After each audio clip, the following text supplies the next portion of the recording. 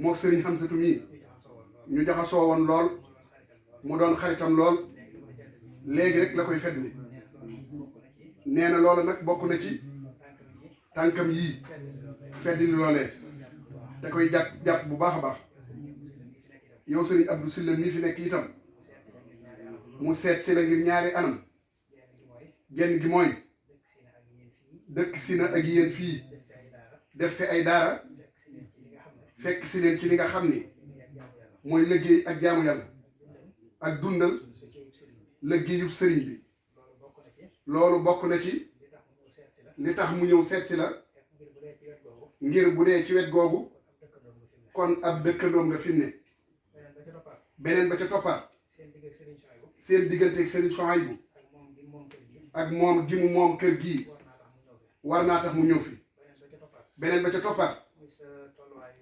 mooy sa tolluwaay yaram nee na itam ñu ngi ñaan yàlla woyefal ko ba nga delluwaat ci yitte ndax xam na sa yitte ci njaboot gi te njaboot gii ginnaaw amuñu ku dul yow kon yàlla na yàlla woyefal sa yaram ba nga mën leen a taxaw la ca des itam mooy mu xam le ne gii dikk fii dikk gi muy dikk fii ngir sanc bi liggéeyal yàlla rek la ci jublu liggéeyal yàlla moom yi itam xam na ne ci ngeen nekkoon ci la leen fekk li mu bëgg kay mooy wax nga ci sa biiri wax léegi ne soxla nañ nàngam ne bu sañoon lépp luy seen yitte mu di ko yëg ngir boole ko ci ab liggéeyam ndax xam na ne foofu rek la mën a féeti sëriñ ndax jox ngeen sëriñ bi seen bopp ba jeex tàkk li ko war rek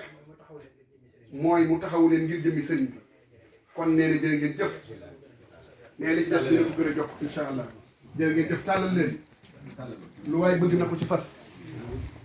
amiin barki borom suba sëñ Cheikh tàllal leen nee na li yéene ci moom lool sa addiya ji bismillah tàllal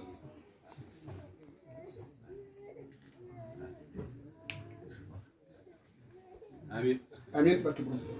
tàllal leen amiin sëñ Cheikh amiin amiin barki borom suba amiin